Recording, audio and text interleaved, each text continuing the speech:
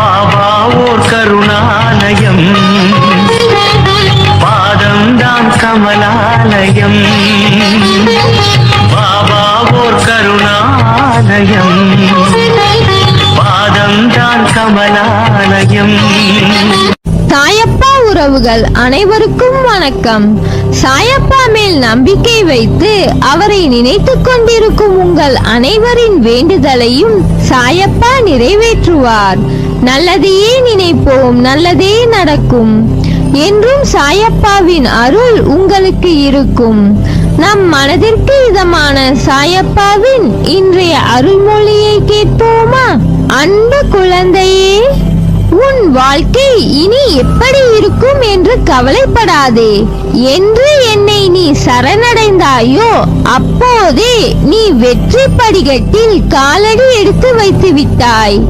மகிழ்ச்சியான வாழ்க்கைக்கு நான் சொல்லும் மந்திரத்தை தெரிந்து கொள். இந்த மந்திரம் மட்டும் உனக்கு தெரிந்துவிட்டால் இனி உன் வாழ்க்கையில் கவலைகளுக்கு இடமே இல்லை. அந்த மந்திரம், இந்த உலகத்தில் எதுவுமே நிரந்தரமில்லை. பணம், பொருள், பதவி, அதிகாரம், உறவுகள், உடல்நிலை என இந்த உலகில் எதுவுமே நிரந்தரமில்லை. இது உனக்கு மட்டுமல்ல, உலகில் உள்ள அனைவருக்கும் பொருந்தும். எல்லாம் குறிப்பிட்ட காலம் வரை மட்டுமே. ஆனால் என்றும் நிலையானது அன்பு மட்டுமே. இவ்வுலகம் இன்றும் இயங்குவது அன்பினால்தான்.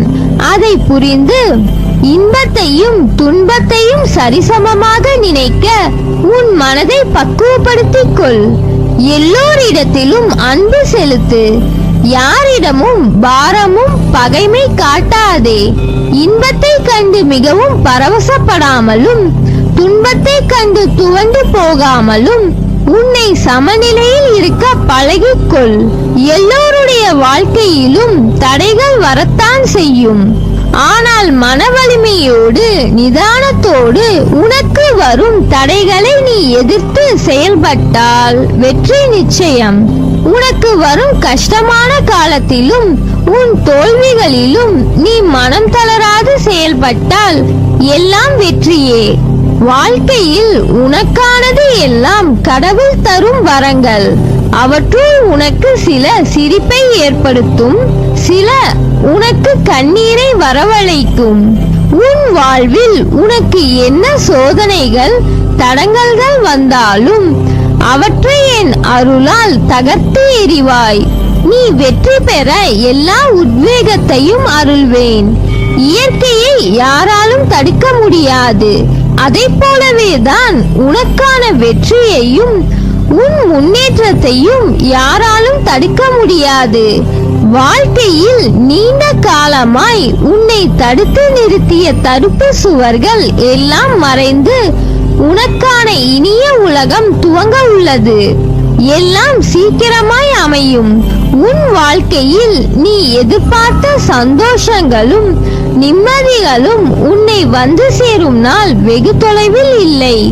என்றும் என் அரவணைப்பிலேயே வாழ்வாய். உன் சாயப்பாவின் வார்த்தை உனக்கான இரத்த ஓட்டத்தை போல். இனி என் நாவில் தோன்றும் சொற்களின் பேர் அருளை பெறுவாய். நேர்மையாகவும் உள்ளபூர்வமாகவும் செயல்படும் போது நீ எதற்கும் அஞ்சாதே. எதையும் துணிந்து எதிர்த்து நில். உனக்கு நான் துணை நிற்பேன். உன்னை நிச்சயம் நல்வழிப்படுத்துவேன். எதை செய்ய நினைத்தாலும் என்னை நினைத்து செயல்படு. நான் கைவிட மாட்டேன். என் வார்த்தைகள் மீது நம்பிக்கை வைத்து செயல்படு. நீ உன் லட்சியங்களில் வெற்றி அடையும்படி செய்வேன். உனது எண்ணங்கள் அனைத்தும் தவறாக நடக்கிறதே, என்ன செய்வது என்று யோசிக்காதே. அனைத்தும் மாறும்.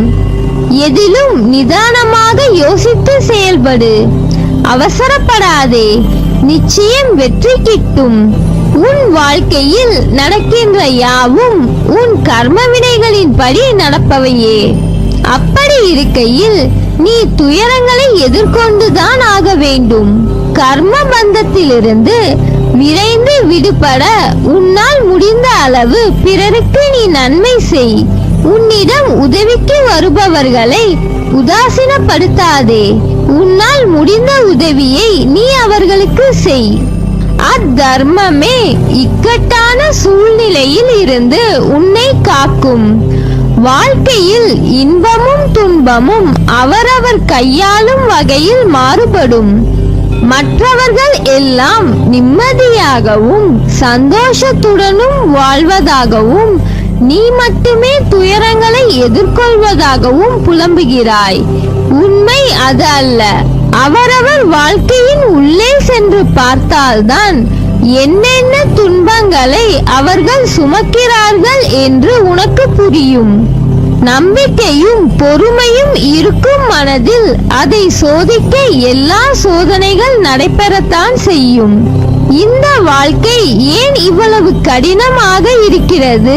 சுலபமாக கடவுள் படைக்கலாமே என்று உன் நினைப்பு நகைச்சுவையாய் தெரிகிறது. நீ ஒரு பொருளை உன் அறிவாற்றலால் உருவாக்குகிறாய். அது ஜெயிக்க அதற்கு நீ எடுக்கும் வழிமுறைகள் சுலபமாக உள்ளதா? இல்லையே. உன்னை உருவாக்க எடுத்த வழிமுறைகள், உனக்கு ஏற்படும் வலிகளும் போராட்டங்களும் எல்லாம் உன்னை படைத்த எனக்குதான். உனக்குள் உள்ள ஆன்மாதான் நான். உன் வலிகளை நான் ஏற்றுக்கொண்டேன். நான் உருவாக்கிய நீ என் உயிருக்கு நிகர். உனக்கு எந்த ஆபத்தையும் நிகழவிட மாட்டேன். அதனால் பொறுமையையும் நம்பிக்கையையும் எந்த சூழ்நிலையிலும் கைவிடாதே. உன்னை விட்டு யார் விலகினாலும் கவலைப்படாதே. எல்லாம் நன்மைக்கு என்று எடுத்துக்கொள். நல்லவனோ கெட்டவனோ என நான் பார்ப்பதில்லை. என்னை சரணடைந்து விட்டவர்களை நான் புறம் தள்ளுவது இல்லை. அவர்களுடைய அனைத்து விஷயங்களுக்கும் நான் பொறுப்பேற்கிறேன். அவர்களை காப்பதே என்னுடைய வேலை. அவர்களின் நன்மை தீமை கணக்கை பார்த்து காப்பாற்றும் தன்மையுள்ளவன் அல்ல நான். அதை வேறு ஒருவன் பார்த்துக் கொள்வான். அதற்கேற்ப பலன் தருவான். நான் தரும் நன்மைகள் அனைவருக்கும் பொதுவானவை. எனது தராசு தட்டுகள் யாருக்காகவும் இறங்குவதும் இல்லை, ஏறுவதும் இல்லை. அதே போல என்னை 40 ஆண்டுகள் வணங்கியவனாக இருந்தாலும் சரி, ஆத்மார்த்தமாக என்னை கூப்பிட்டால் உடனடியாக நான் பதில் கூறுவேன். அதை புரிந்து கொள்ளும் ஆற்றல் தான் குறைவு. இந்த உலகில் மனிதன் தன்னைத்தானே தேற்றிக் கொள்ளத்தான் அதிகம் போராட வேண்டி இருக்கிறது. அதற்கு காலமும் மௌனமும் நம்பிக்கையும் விட சிறந்த ஆறுதல் வேறொன்றும் இல்லை. எந்த ஒரு சூழ்நிலையிலும் செய்த தவறை மறைக்க அடுத்தவர்கள் மீது பழி போடாதே. முடிந்தவரை செய்த தீங்கை ஒப்புக்கொண்டு மன்னிப்பு கேட்டுவிடு. அவர்கள் ஏற்கவில்லை என்றாலும் பரவாயில்லை.